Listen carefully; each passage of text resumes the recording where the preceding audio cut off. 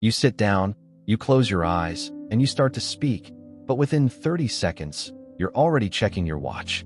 You've got a list of things to say, but it feels like you're reading a grocery list to a ceiling that isn't listening. You've been told that prayer is a weapon, but right now, it feels more like a weight. You're struggling because you've turned an invitation into an obligation. You've turned a conversation with a father into a business meeting with a judge. The reason your prayer life feels like a chore isn't because you lack discipline. It's because you have a posture problem. You are trying to perform for someone who is already convinced of his love for you. You're trying to use holy words to bridge a gap that Jesus already closed. Today, we're going to stop the religious performance and fix the posture of your heart so you can find the joy of the secret place again. Number 1. The audience of one verses. The audience of self. The first reason prayer feels like a chore is that you are praying to be heard or to feel holy rather than to actually connect. You're more concerned with how long you prayed or how biblical you sounded than you are with the person you're talking to. It's like writing a long, formal letter to someone who is sitting right in front of you. It's awkward, it's stiff, and it's unnecessary. God isn't a professor grading your vocabulary. He's a father longing for your heart. Matthew 6 verse 7 warns us not to heap up empty phrases like the hypocrites who think they will be heard for their many words. When prayer is a performance, it's exhausting. When prayer is a response to the attention God is already giving you, it becomes a rest. Stop trying to get his attention. You already have it. Stop trying to earn the ear of God and start resting in the fact that you already have his heart. Number 2, the transactional fallacy. The second reason your prayer life feels heavy is that you've turned the throne of grace into a vending machine. You only show up when you need a withdrawal.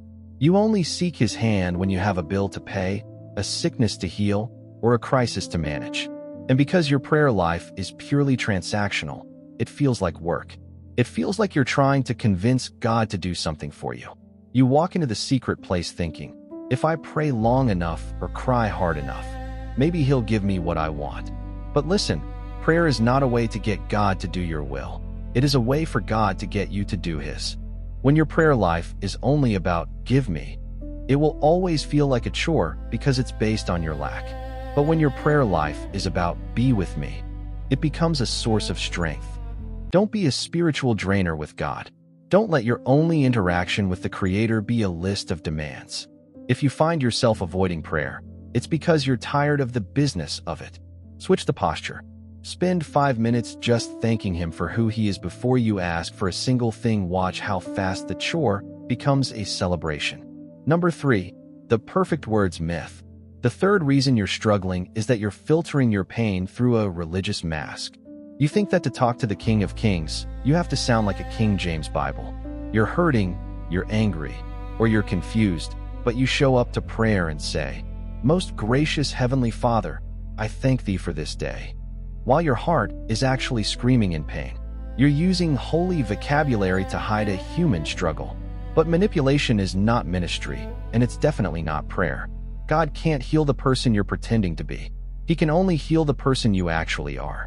Romans 8 verse 26 says the Spirit helps us in our weakness, interceding with groans that words cannot express. Sometimes the most anointed prayer you can pray is a groan.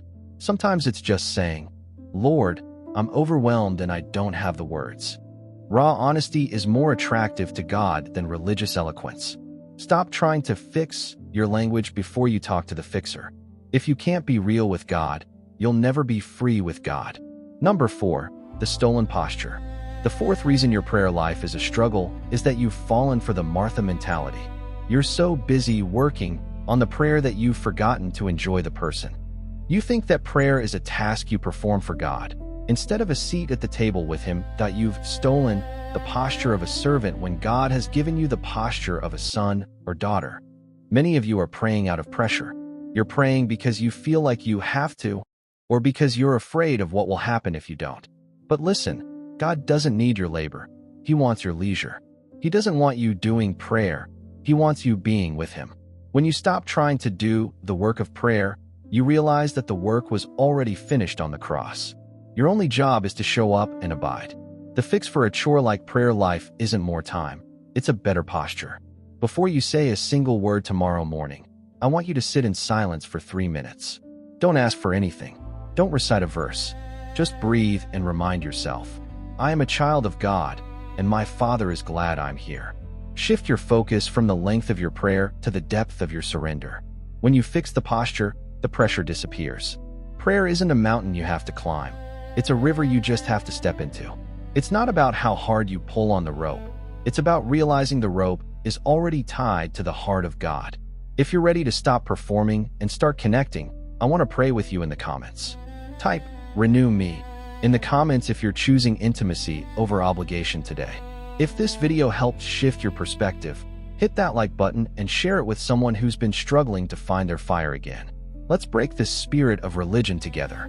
I'll see you in the next video.